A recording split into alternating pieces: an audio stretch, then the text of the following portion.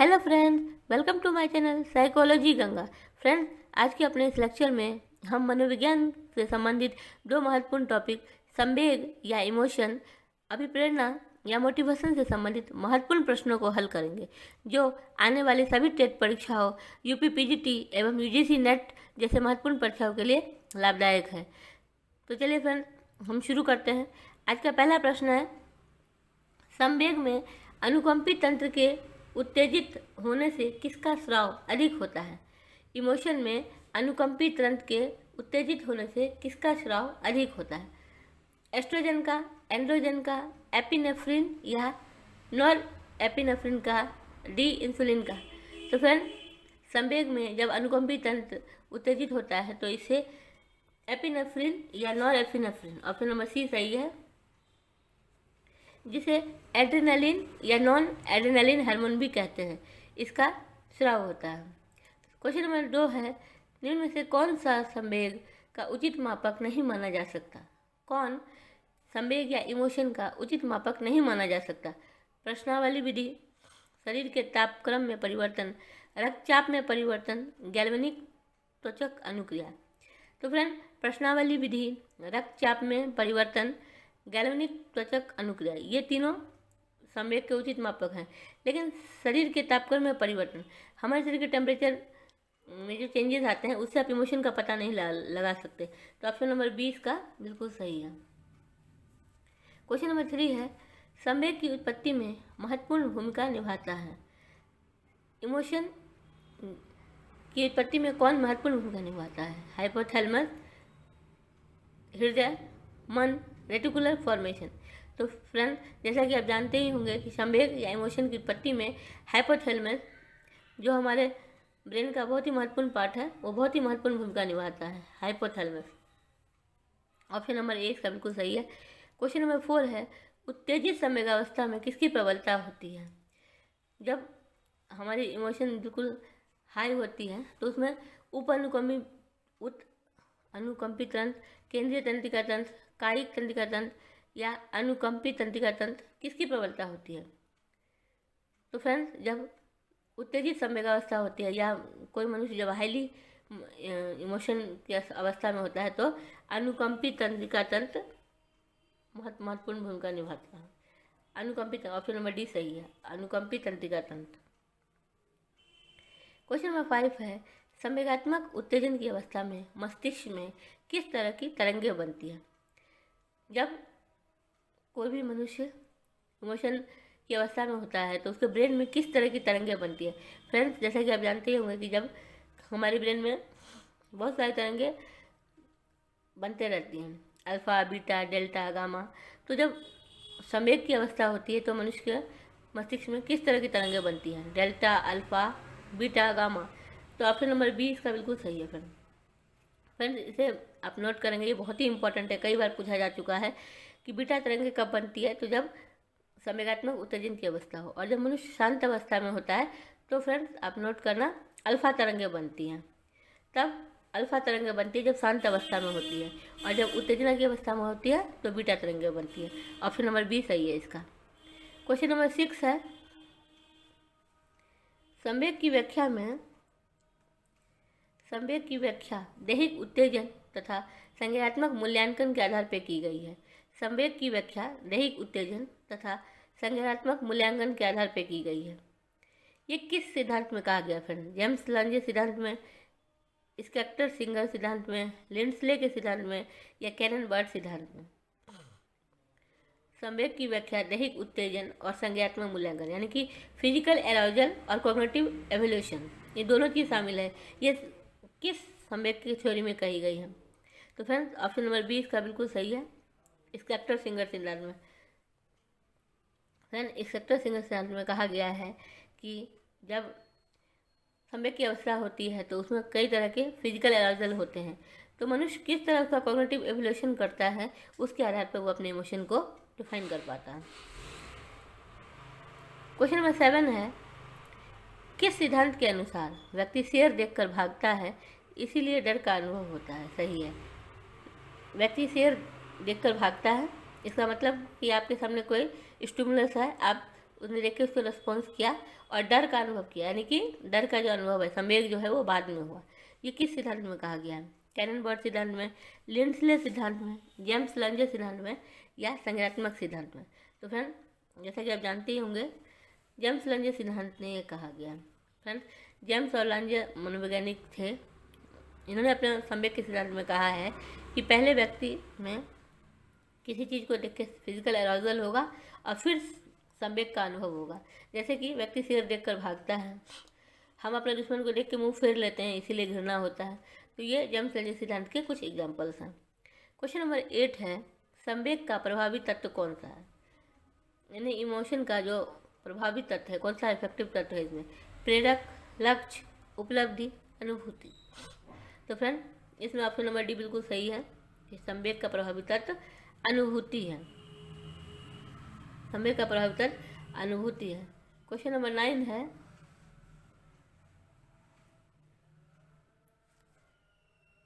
Question number 9 है, किसके द्वारा त्वचा में होने वाले परिवर्तनों का मापन किया जाता है?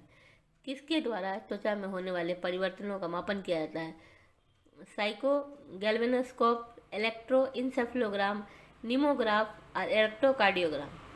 फ्रेंड तो त्वचा में होने वाले परिवर्तनों का मापन ऑप्शन नंबर ए बिल्कुल सही है, साइको गैल्वेनोस्कोप के माध्यम से करते हैं। फ्रेंड ये दूसरा है बी, इलेक्ट्रोइंसेफेलोग्राम। आप जानते होंगे जिसे EEG भी बोलते हैं। इससे ब्रेन के तरंगों के बारे में पता चलता है। इलेक्ट्रोइंसेफेलोग्राम आप नोट करना। निमोग्राफ जो है फ्रेंड्स, इससे सांस की गति का पता चलता है। और डी इलेक्ट्रोकार्डियोग्राम फ्रेंड्स, ये आपने नाम सुना ही होगा, ECG जो हृदय की तरंगों के बारे में पता लगाता है। तो त्वचा में होने वाले परिवर्तनों का मापन ऑप्शन नंबर ए, साइको गैल्वेनोस्कोप के द्वारा पता चलता है। क्वेश्चन नंबर 10 है, संवेग में सामान्य अवस्था कौन बनाए रखता है? संवेग की अवस्था में सामान्य अवस्था कौन बनाए रखता है? सुषुम्ना शीर्षक, अनुकंपी तंत्रिका तंत्र, परानुकंपी तंत्रिका तंत्र या थैलेमस? तो फिर जब इमोशन की स्टेज में जब व्यक्ति उत्तेजित हो जाता है तो उसे सामान्य अवस्था कौन बनाता है इसमें? तो फिर इसमें ऑप्शन नंबर सी सही है, परानुकंपी तंत्रिका तंत्र।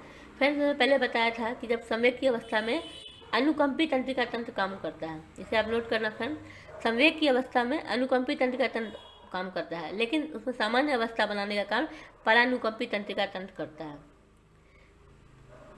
क्वेश्चन नंबर 11 है, हृदय गति का मापन किया जाता है। तो फ्रेंड हृदय गति का मापन इलेक्ट्रोइंसेफेलोग्राम द्वारा, साइको गैल्वेनोस्कोप द्वारा, प्लसिस्मोग्राफ द्वारा या इलेक्ट्रोकार्डियोग्राम द्वारा। जैसे फ्रेंड मैंने आपको अभी पहले ही बताया है कि हृदय गति का मापन इलेक्ट्रोकार्डियोग्राम बताया था। कार्डियो का मतलब ही फ्रेंड हृदय से होता है, तो इलेक्ट्रोकार्डियोग्राम द्वारा हृदय गति का मापन होता है। और इलेक्ट्रोइंसेफेलोग्राम, इससे आप ब्रेन की तरंगों का मापन कर सकते हैं, जिससे अल्फा बीटा डेल्टा तरंगों का पता लगाते हैं। और इलेक्ट्रोकार्डियोग्राम के द्वारा हृदय गति का मापन होता है। तो ऑप्शन नंबर डी का सही है। क्वेश्चन नंबर 12 है, किस सिद्धांत के अनुसार शारीरिक परिवर्तन एवं संवेग अनुभूति साथ साथ होता है? फ्रेंड्स ये क्वेश्चन कई बार पूछा गया, आप नोट करना कि किस सिद्धांत के अनुसार शारीरिक परिवर्तन एवं संवेग अनुभूति साथ साथ होती है? जेम्स लंजे सिद्धांत के अनुसार, कैननबर्ग सिद्धांत के अनुसार, संज्ञानात्मक सिद्धांत के अनुसार या संज्ञानात्मक मूल्यांकन सिद्धांत? तो ऑप्शन नंबर बी, कैननबर्ग सिद्धांत इसका सही आंसर है। फ्रेंड कैनन एवं बर्ड, ये दो मनोवैज्ञानिकों ने ये सिद्धांत दिया है। इनके अनुसार हमारे शरीर में जब हम कोई भी उत्तेजक देखते हैं, कोई भी उद्दीपक देखते हैं, तो हमारे शरीर चेंजेस होते हैं और साथ ही साथ हमें संवेग की अनुभूति भी होती है। लेकिन फ्रेंड जेम्स लंजे सिद्धांत इसके अपोजिट था। उन्होंने कहा था कि पहले शारीरिक परिवर्तन होंगे और फिर संवेग की अनुभूति होगी। तो ये बेसिक डिफरेंस है। जेम्स लंजे सिद्धांत में पहले शारीरिक परिवर्तन होगा, फिजिकल चेंज होगा और फिर संवेग की अनुभूति होगी। लेकिन कैननबर्ग जो सिद्धांत दोनों मनोवैज्ञानिकों ने दिया था, तो कैननबर्ग महोदय का कहना था कि पहले शारीरिक परिवर्तन होंगे और साथ ही साथ संवेग की अनुभूति भी होगी, एक साथ ही होगा। तो ऑप्शन नंबर 20 का बिल्कुल सही है, कैननबर्ग सिद्धांत। क्वेश्चन नंबर 13 है कि निम्न में से किसकी सहायता से श्वास गति का मापन किया जाता है? किसकी सहायता से श्वास गति का मापन किया जाता है? निमोग्राफ, साइको गैल्वेनोस्कोप, प्लेथिस्मोग्राफ, इलेक्ट्रोकार्डियोग्राम। तो फ्रेंड निमोग्राफ इसका करेक्ट आंसर है, ऑप्शन नंबर ए बिल्कुल सही है। निमोग्राफ की सहायता से श्वास गति का मापन किया जाता है। क्वेश्चन नंबर 14 है, निम्न में से क्या बाह्य शारीरिक परिवर्तनों में शामिल नहीं है? बाह्य शारीरिक परिवर्तनों में शामिल नहीं है। फ्रेंड जैसा कि आप जानते हो कि संवेग की अवस्था में हमारे बहुत सारे शारीरिक परिवर्तन होते हैं जो हम बाह्य रूप से देख पाते हैं, और कुछ शारीरिक परिवर्तन होता है जो इंटरनल ऑर्गन्स में होते हैं जो हम देख नहीं पाते हैं। तो ये पूछ रहे हैं कि बाह्य शारीरिक परिवर्तनों में शामिल नहीं है। आनन अभिव्यक्ति में परिवर्तन, शरीर मुद्रा में परिवर्तन और स्वर अभिव्यक्ति में परिवर्तन, रक्तचाप में परिवर्तन। तो फ्रेंड जैसा कि आप देख पा रहे होंगे ऑप्शन नंबर डी इसका सही है।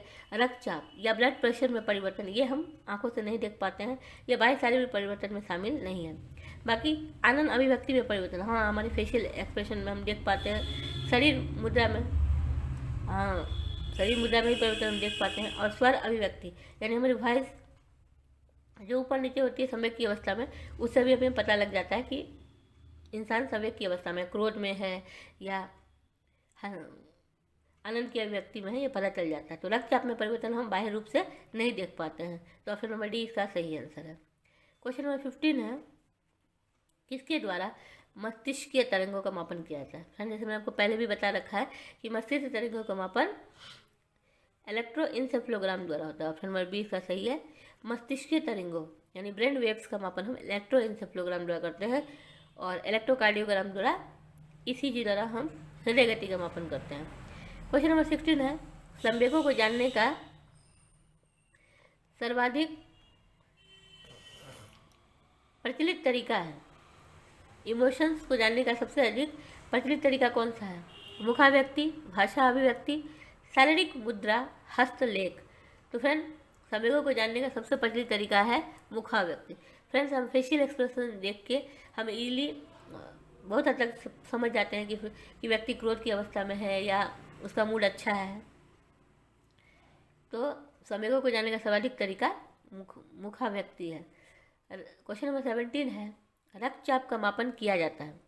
तो रक्तचाप का मापन या ब्लड प्रेशर का मापन किसके द्वारा करते हैं? निमोग्राफ द्वारा, इलेक्ट्रोएन्सेफेलोग्राम द्वारा, सिग्मो मैनोमीटर द्वारा या साइको गैल्वेनोस्कोप द्वारा। तो फ्रेंड ऑप्शन नंबर सी इसका सही है कि रक्तचाप या ब्लड प्रेशर का मापन हम स्पुग्मो मैनोमीटर द्वारा करते हैं। निमोग्राफ द्वारा हम श्वास गति का मापन करते हैं। फ्रेंड्स ये भी आप नोट करते चलना, सभी इंपॉर्टेंट है। निमोग्राफ द्वारा हम श्वास गति का मापन करते हैं, इलेक्ट्रोकार्डियोग्राम द्वारा हम हृदय गति का मापन करते हैं, और साइको गैल्वेनोस्कोप के द्वारा हम त्वचा में होने वाले परिवर्तनों का मापन करते हैं। रक्तचाप का मापन स्पुग्मो मैनोमीटर द्वारा करते हैं। ऑप्शन नंबर सी इसका सही है। क्वेश्चन नंबर 18 है, क्वेश्चन नंबर 18 है, संवेग शब्द की उत्पत्ति किस भाषा से हुई है? किस लैंग्वेज से संवेग शब्द की उत्पत्ति हुई है? तो फ्रेंड संवेग शब्द की उत्पत्ति लैटिन भाषा से हुई है। फ्रेंड नोट करना, इमोशन जो अंग्रेजी शब्द है इमोशन, जिसे हिंदी में संवेग कहते हैं, वो इंग्लिश लैटिन भाषा के शब्द इमोवेयर से बना है। इमोशन शब्द इमोवेयर लैटिन भाषा के शब्द से बना है, जिसका अर्थ होता है उत्तेजित अवस्था। क्वेश्चन नंबर 19 है, संवेग को डैश की अवस्था कहा जाता है? संवेग को डैश की अवस्था कहा जाता है? तत्परता, लक्ष्य, अवरोध, उत्तेजना या क्रिया निर्देशन शक्ति। तो फ्रेंड्स संवेग को उत्तेजना की अवस्था कहते हैं। संवेग को उत्तेजना की अवस्था कहते हैं। क्वेश्चन नंबर 20 है, निम्न में से किसे अभिप्रेरित व्यवहार की विशेषताओं में शामिल नहीं किया जा सकता? किसे अभिप्रेरित व्यवहार की विशेषता में शामिल नहीं किया जा सकता है? अभिप्रेरित व्यवहार लक्ष्य निर्देशित होता है। हाँ फ्रेंड जैसे कि आप जानते हो कि जो व्यक्ति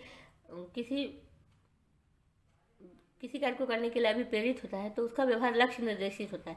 जैसे कि आप सब जानते होंगे, आप एग्जाम की तैयारी कर रहे हैं तो आप कहीं ना कहीं से पढ़ाई में लगे रहे हैं। मतलब हम जब कोई भी काम करने के लिए अभी मोटिवेटेड होते हैं, अभिप्रेरित होते हैं, तो अपने लक्ष्य के अकॉर्डिंग व्यवहार करते रहते हैं। लक्ष्य निर्देशित हमारा व्यवहार होता है। अभिप्रेरित व्यवहार में रक्तचाप, हृदय गति और श्वास गति तीव्र हो जाती है।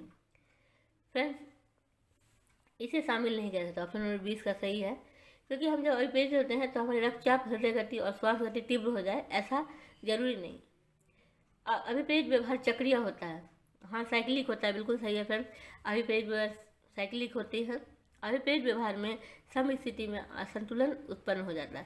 फ्रेंड, जैसा कि आप जानते होंगे कि जब भी हम किसी चीज़ के लिए मोटिवेटेड होते हैं तो हमारी जो इंटरनल बैलेंस की अवस्था होती है, जिसे हम समस्थिति कहते हैं, उसमें असंतुलन हो जाता है। जैसे हम किसी को प्यास लगी है तो वो सबसे पहले उठेगा, पानी की तरफ जाएगा, पानी पिएगा। इसका मतलब ये है कि अभिप्रेरित व्यवहार में मनुष्य में कुछ डिसबैलेंस हो जाता है, जब तक कि वो अपने लक्ष्य को प्राप्त ना कर सके, उसके बाद उसका व्यवहार नॉर्मल हो जाता है। तो अभिप्रेरित व्यवहार यानी जब हम मोटिवेटेड होते हैं तो हमारा व्यवहार लक्ष्य निर्देशित होता है। अभिप्रेरित व्यवहार चक्रीय होता है, साइक्लिक होता है, और अभिप्रेरित व्यवहार में सम स्थिति में असंतुलन उत्पन्न हो जाता है। क्वेश्चन नंबर 21 है, शरीर में किसी पदार्थ की कमी या अधिकता को क्या कहते हैं? तो शरीर में किसी पदार्थ की कमी या अधिकता को आवश्यकता कहते हैं फ्रेंड। जब हमारे शरीर में किसी चीज़ की अधिकता हो जाए या कमी हो जाए तो उसे आवश्यकता कहते हैं। क्वेश्चन नंबर 22 है, फ्राइड के अनुसार मूल प्रवृत्ति के दो मुख्य प्रकार हैं। फ्रेंड, जैसे कि आप जानते हो कि सिगमंड फ्राइड महोदय ने मूल प्रवृत्ति के या इंस्टिंक्ट के दो मुख्य प्रकार बताए थे। कौन कौन से थे वो? तो वो थे एरोज और थैनाटोज। फ्रेंड, से नोट करना, कई बार पूछा गया है, बहुत ही इंपॉर्टेंट क्वेश्चन है। फ्रेंड, एरोज जो है वो लाइफ इंस्टिंक्ट है, जीवन मूल प्रवृत्ति है, और थैनाटोज या मृत्यु मूल प्रवृत्ति है।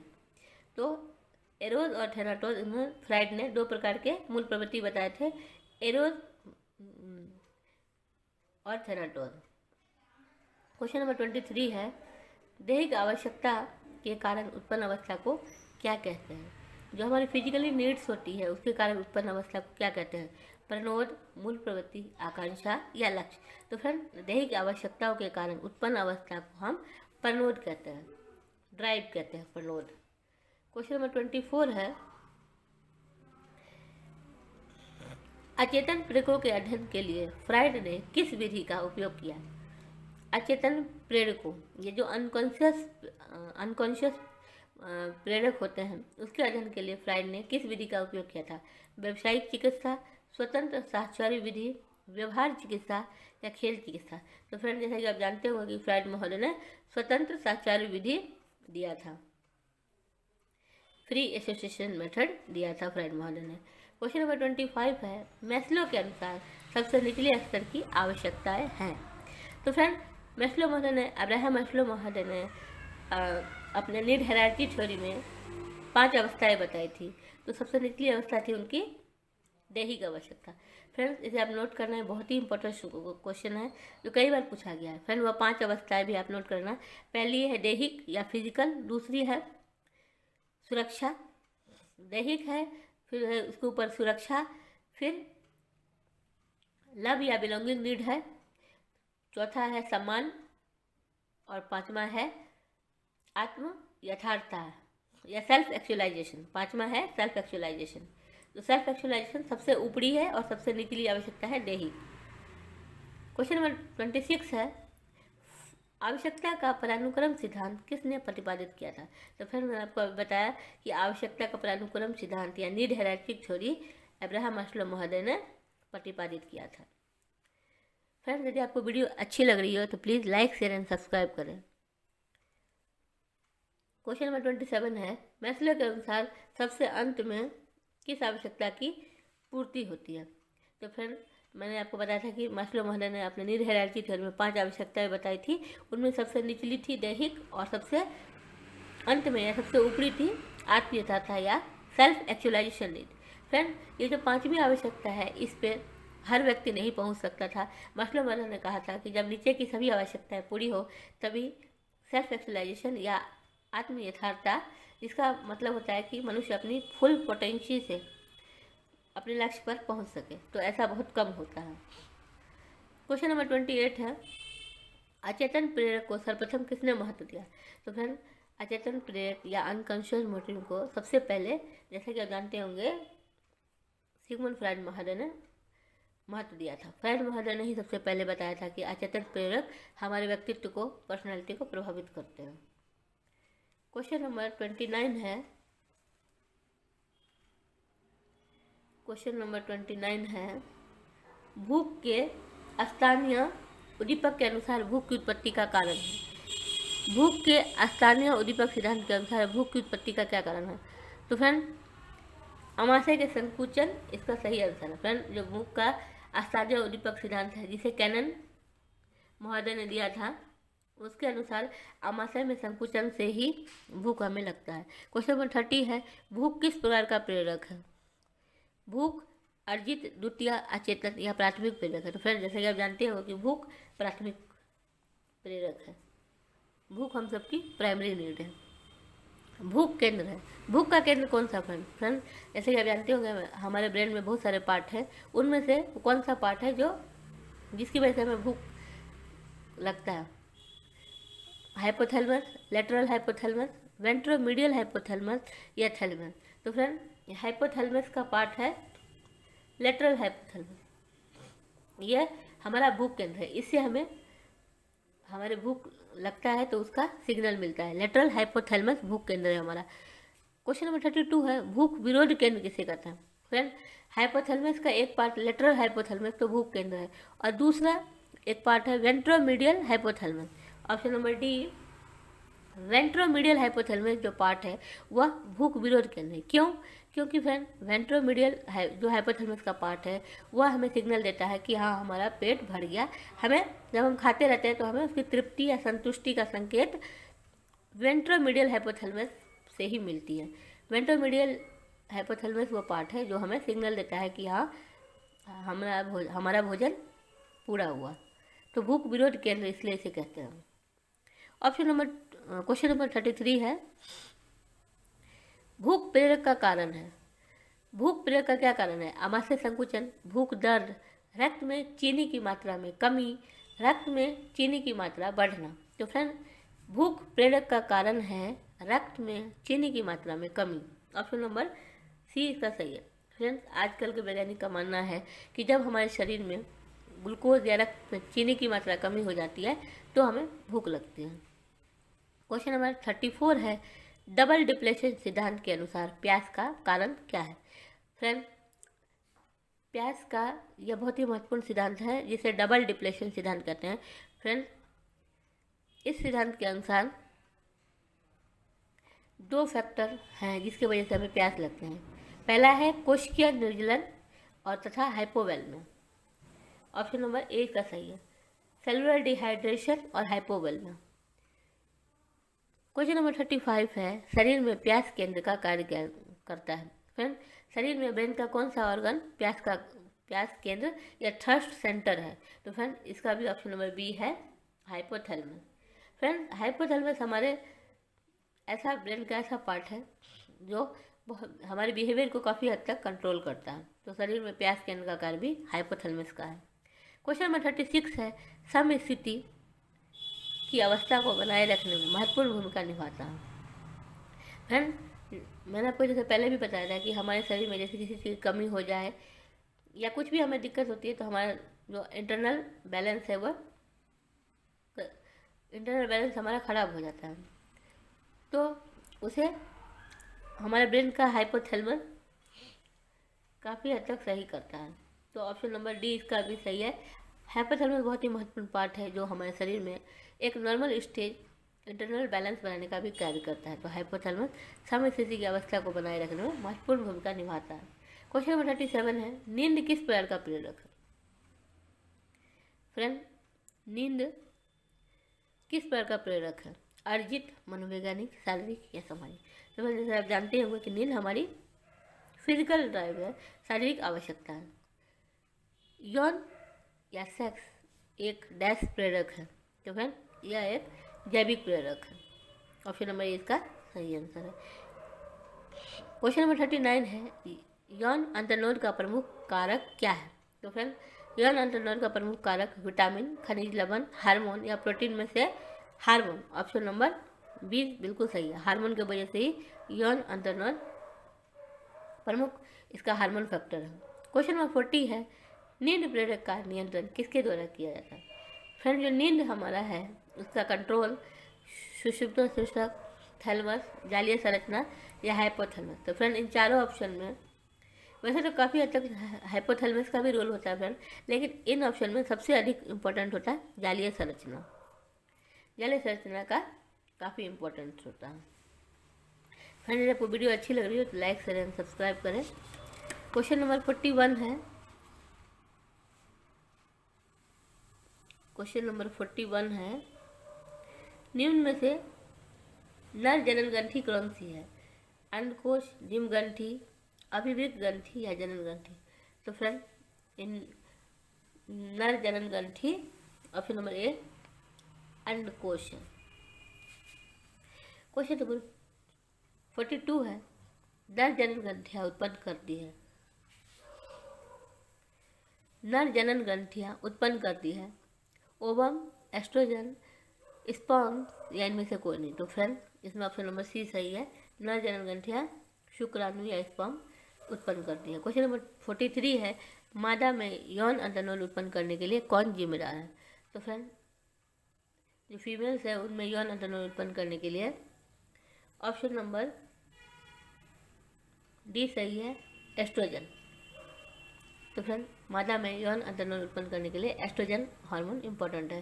क्वेश्चन नंबर 44 है, नर में यौन अंतनोल उत्पन्न करता है और फ्रेंड जो मेल में वो है एंड्रोजन। 44 का ए ऑप्शन सही है, नर में एंड्रोजन और मादा में एस्ट्रोजन। क्वेश्चन नंबर 45 है, उपलब्धि प्रेरक किस प्रकार का प्रेरक है? फ्रेंड, जो उपलब्धि प्रेरक है वह शारीरिक, वैयक्तिक, सामाजिक या मनोवैज्ञानिक प्रकार का प्रेरक है। तो फ्रेंड, उपलब्धि प्रेरक सामाजिक प्रेरक है। जो अचीवमेंट मोटिवेशन है वो हमारा सोशल मोटिवेशन है। तो उपलब्धि प्रेरक सामाजिक प्रेरक है। 46 है, उपलब्धि प्रेरक का मापन निम्न में से कौन उपयुक्त ढंग से करता है? दिए गए परीक्षणों में से उपलब्धि प्रेरक या अचीवमेंट मोटिवेशन का मापन कौन अच्छे से करता है? रोसार परीक्षण, बेलेकी परीक्षण, विषय आत्मबोधन परीक्षण, टैट या उपयुक्त में से कोई नहीं। तो फ्रेंड, जैसा कि आप जानते होंगे कि अचीवमेंट मोटिवेशन या उपलब्धि प्रेरक का मापन ऑप्शन नंबर सी टैट, विषय आत्मबोधन परीक्षण के द्वारा अच्छे से होता है। और फ्रेंड, टैट मेथड के द्वारा उपलब्धि प्रेरक को मापने का श्रेय मैकलेंड महोदय को जाता है, ये भी आप नोट करना। क्वेश्चन नंबर 47 है, मैकलेंड ने किस प्रेरक के अध्ययन में महत्वपूर्ण योगदान दिया? तो फ्रेंड, मैकलेंड महोदय ने आक्रामकता प्रेरक, शक्ति प्रेरक, संबंधन प्रेरक या उपलब्धि प्रेरक को मापा। तो ऑप्शन नंबर डी का सही है, उपलब्धि प्रेरक को मापा। क्वेश्चन नंबर 48 है, उपलब्धि प्रेरक को सर्वप्रथम किस मनोवैज्ञानिक ने आवश्यकता माना? मनोजन आवश्यकता माना।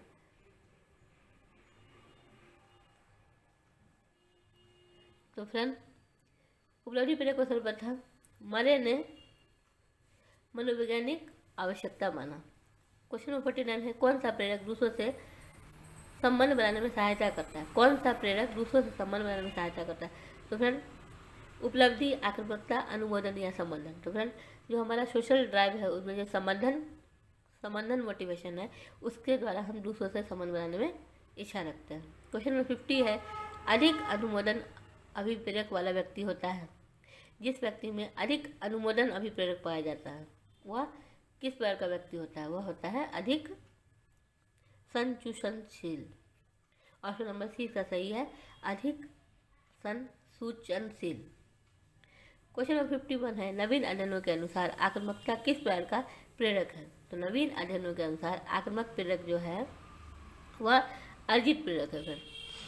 फ्रेंड, नोट करना, जैसे कि आप जानते होंगे कि फ्राइड महोदय ने आक्रामकता को जन्मजात प्रेरक बताया था और यूनिवर्सल प्रेरक बताया था कि सभी में पाया जाता है, लेकिन नवीन अध्ययनों के अनुसार आक्रामकता एक प्रकार का अर्जित प्रेरक है जिसे व्यक्ति सीखते हैं। क्वेश्चन नंबर 52 है, क्वेश्चन नंबर 52 है, मार्लो एवं क्राउनी की सामाजिक वांछनीयता मापनी द्वारा किन प्रकार के प्रेरक का मापन किया जाता है?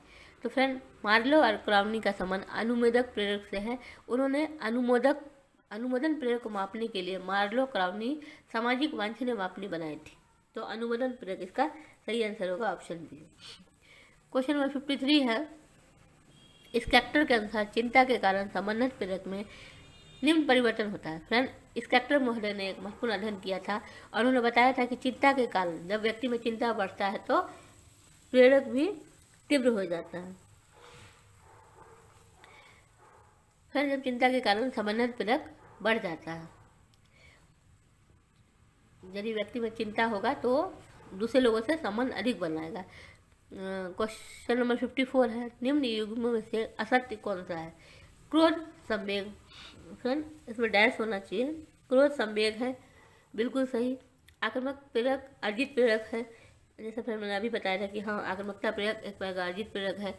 उपलब्धि प्रेरक जन्मजात प्रेरक नहीं फ्रेंड, उपलब्धि प्रेरक सोशल प्रेरक है जिसे हम सीखते हैं, या अर्जित प्रेरक है। और भूख शारीरिक प्रेरक है, बिल्कुल सही है। तो ऑप्शन नंबर सी सही होगा। फ्रेंड, इनमें से कुछ भी पूछा जा सकता है। क्रोध संवेग है, आक्रामकता एक अर्जित प्रेरक है, उपलब्धि प्रेरक भी अर्जित प्रेरक है, और भूख शारीरिक प्रेरक है। क्वेश्चन नंबर 55 है, जो कि बहुत महत्वपूर्ण है। फ्रेंड, मैस्लो महोदय ने आवश्यकता का सही पदानुक्रम कौन सा है? फ्रेंड, जैसा मैंने आपको बताया था कि मैस्लो महोदय ने एक सिद्धांत दिया था जो बहुत ही महत्वपूर्ण है। उन्होंने अपने सिद्धांत में 5 पदानुक्रम बताए थे कि मनुष्य इन स्टेज पे चढ़ के अपनी आवश्यकता पूरी करती है। तो उसका सही क्रम पूछ रहा है, तो मैंने आपको बताया था ऑप्शन नंबर डी में सही है इसका। पहले शारीरिक है, फिर सुरक्षा, फिर सामाजिक, फिर सम्मान, और फिर अंतिम है आत्मीयता। फ्रेंड, सबसे पहले व्यक्ति अपनी फिजिकल नीड पूरी करती है, उसके बाद वह अपना सुरक्षा चाहता है, फिर वह लव एंड बिलोंगिंग नीड उसकी होनी चाहिए, वह लोगों से सामाजिक संबंध बनाता है, फिर उसका सम्मान वाला नीड आता है, और 5वां है आत्म यथार्थता या self actualization need. Question number 56 है, क्वेश्चन नंबर 56 है, किस विधि द्वारा प्राथमिक या जैविक प्रेरकों को मापन किया जाता है? किस विधि द्वारा प्राथमिक या जैविक प्रेरकों का मापन किया जाता है? तो फ्रेंड्स, प्राइमरी प्रेरकों का मापन ऑप्शन नंबर डी, इन सभी के द्वारा किया जाता है। फ्रेंड, क्रियाशीलता स्तर के मापन द्वारा, एक निश्चित समय में अनुक्रियाओं की गति के मापन के द्वारा, और रक्त में रासायनिक असंतुलन के मापन द्वारा। तो फ्रेंड्स, ये तीनों ऑप्शन सही है, तो ऑप्शन नंबर डी इसका सही है, उपयुक्त सभी विधियों द्वारा। क्वेश्चन नंबर 57 है, किस प्रकार के प्रेरकों के मापन के लिए प्रक्षेपण या प्रोजेक्टिव टेक्निक का यूज़ किया जाता है? तो फ्रेंड, ये बहुत ही इंपॉर्टेंट क्वेश्चन है, आप इसे नोट करना, कई बार पूछा गया है कि किस प्रकार के प्रेरकों का मापन करने के लिए प्रक्षेपण विधि या प्रोजेक्टिव टेक्निक का यूज़ होता है? तो यह सोशल प्रेरक, सामाजिक प्रेरक को मापने के लिए इसका यूज़ किया जाता है। फ्रेंड, प्रोजेक्टिव टेक्निक वो टेक्निक होती है जिसमें हम असंगठित चीज़ें देते हैं प्रयोजक को, जिसके द्वारा वो अनकॉन्शियसली अपने मन की बातों को बताता है। तो हम इसके द्वारा सामाजिक प्रेरकों को मापते हैं। सामाजिक प्रेरकों को मापने के लिए ही प्रक्षेपण विधि या प्रोजेक्टिव टेक्निक का यूज़ होता है। क्वेश्चन नंबर 58 है,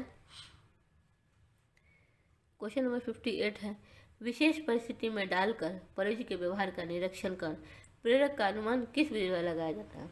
वो कौन सा टेक्निक है फ्रेंड जिसमें एक विशेष सिचुएशन में डाल के प्रयोजक को हम व्यवहार का निरीक्षण करते हैं? तो यह है ऑप्शन नंबर बी, परिस्थिति परक परीक्षण।